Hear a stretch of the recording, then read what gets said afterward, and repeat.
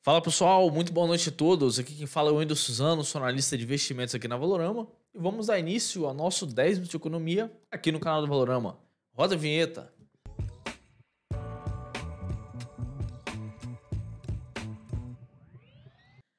Fala pessoal, hoje tivemos um dia animado aqui no Brasil, no nosso índice Bovespa. Bovespa subiu no dia de hoje. Pedi para o William compartilhar a tela aí para a gente dar aquela passada, né?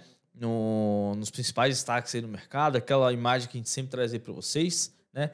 E vamos lá, Bovespa sobe 1,97%, né? Cotada a 109.951 mil pontos. O dólar, por outro lado, caiu cerca de 0,14%, cotada a 5,20. Lembrando que esse aqui é o dólar comercial. Daqui a pouco a gente vai fazer uma análise gráfica ali no dólar futuro, tá? Então pode ter uma divergência ali, fiquem tranquilos, tá? Esse aqui é o dado do dólar comercial e daqui a pouco a gente vai falar um pouco sobre o dólar futuro, tá bem? O DI futuro, os juros aí para 2026, 2025, 2024 caíram no dia de hoje. 2026, o mercado está precificando os juros aí em 12,75%. Para 2025, o mercado está precificando os juros em 12,77%. E 2024, o mercado precificando em 13,50%. Bem próximo aí do que a gente tem aí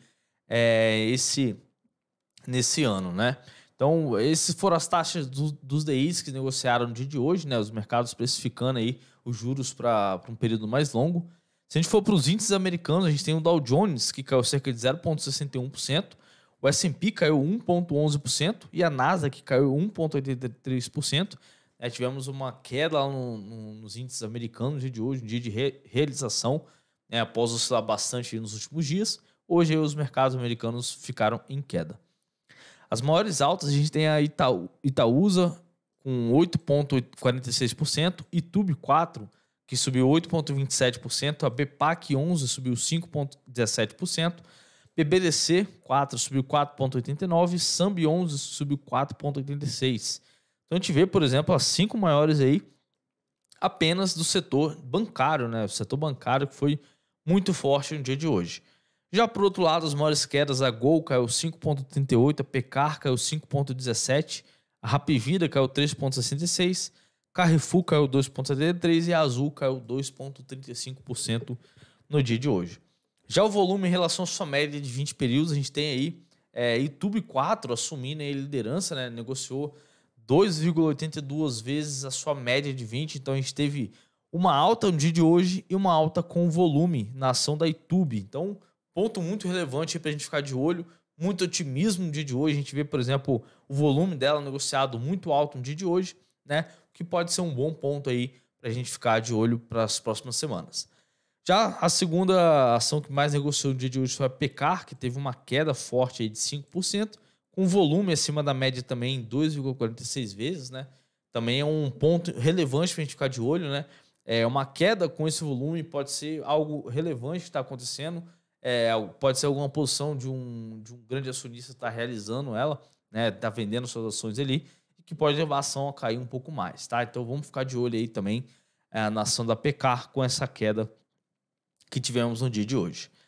Se a gente for virar a página, o IFIX caiu cerca de 0,25%, né? Cotado aí 2,798 pontos. Os ETFs tivemos destaques aí, o FIND 11, que subiu 5,39%, o BBOV11 subiu 2,34% e o ECO-O11 subiu 2,25%. Já as BDRs, a gente tem a P1, o K34 subiu 54,17%, a O1DF34 subiu 34,76% no dia de hoje. As commodities, a gente tem o petróleo Brent, subiu 1,14%, a soja ficou em 0,22%, destaque negativo das commodities foi o boi gordo, que caiu 0,45%. Então é importante essa BDR aqui, que subiu 54,17%. Vamos dar uma olhada aqui se realmente tem liquidez nessa ação. Deixa eu só olhar aqui. A gente for olhar aí, olha só, infelizmente aí, na verdade não é uma ação, é uma BDR, tá? BDR é um recibo aí que a gente tem das ações lá de fora. Para quem não sabe o que é BDR, aqui no nosso canal a gente tem um vídeo explicando como funciona a BDR, tá? Então, se você não sabe, pesquisa aqui no nosso canal que você vai achar esse conteúdo lá. A gente vê, por exemplo, essa BDR que está subindo 54% e não tem, infelizmente, liquidez nenhuma, tá, pessoal? A gente até recomenda você ficar de fora desse tipo de BDR, né, desse tipo de ativo que não possui liquidez. A gente pode observar aqui, são vários dias que não teve apenas um negócio sequer, né? Então, a gente vê aí, por exemplo, as BDRs bastante com quase nenhuma liquidez, né, como a gente pode observar. Hoje tivemos aí uma liquidez maior, né, uma negociação maior, mas são ativos que não possuem liquidez e a gente não recomenda aqui da nossa casa de análise, tá bom? Se a gente for olhar aqui a outra ação que subiu, a outra BDR que subiu 34% no dia de hoje, lembrando que são várias BDRs, tá, pessoal? Não dá para saber o nome de todas, né? São mais de 700 BDRs aqui no Brasil, então não dá para a gente saber o nome de todas. Outra BDR também que infelizmente não tem liquidez, né?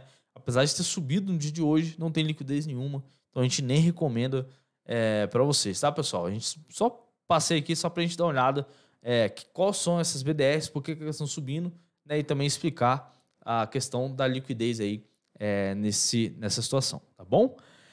Então, esses foram os destaques de hoje. Se a gente for olhar aqui, a gente está em semana de temporada de balanço das empresas. Aqui foi o Twitter que o Jader Giacomelli, nosso analista aqui também da Casa de Análise, ele geralmente fala sempre de manhã aqui com vocês. Ontem ele fez o fechamento, tá?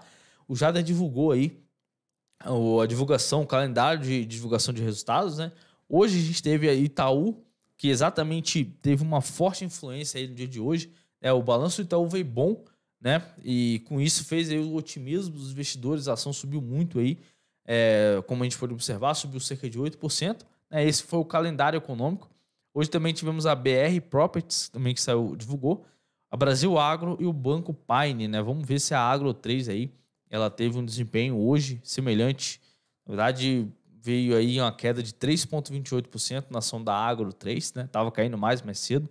Também divulgou seu balanço no dia de hoje. Amanhã teremos Bpam, Modal, Banco ABC, a Log e a Klabin, que vai divulgar seus resultados aí amanhã, tá bom? Então fique de olho aí. É muito importante a gente saber como é que vai ser o esquema dessa divulgação de resultados, se realmente os resultados vão vir bons ou não, tá bom?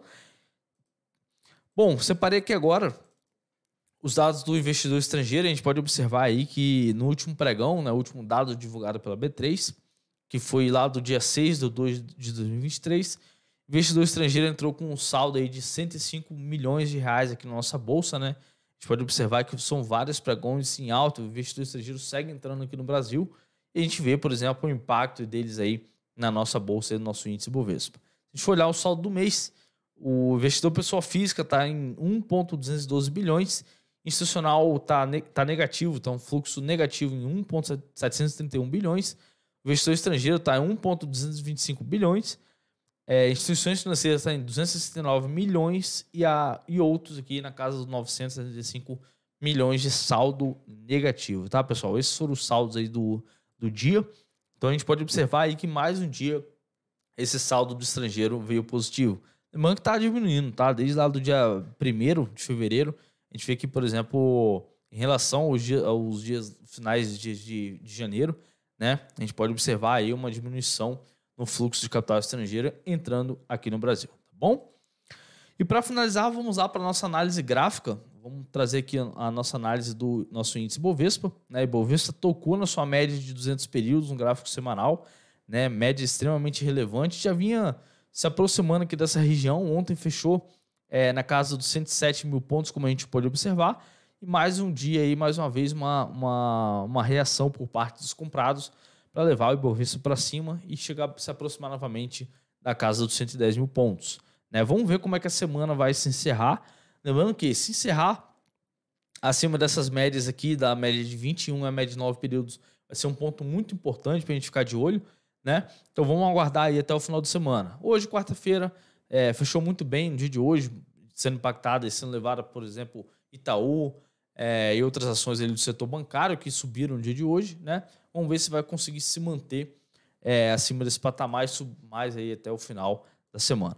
E o dólar, por outro lado, como a gente pode observar ali, o dólar deu uma corrigida, caiu um pouco aí, mas ainda segue negociando bem próximo da sua consolidação, né? Ainda não, assim, chegou a romper na semana passada, depois voltou mostrando uma reação muito forte por parte dos comprados, principalmente após tocar nos cinco reais, né?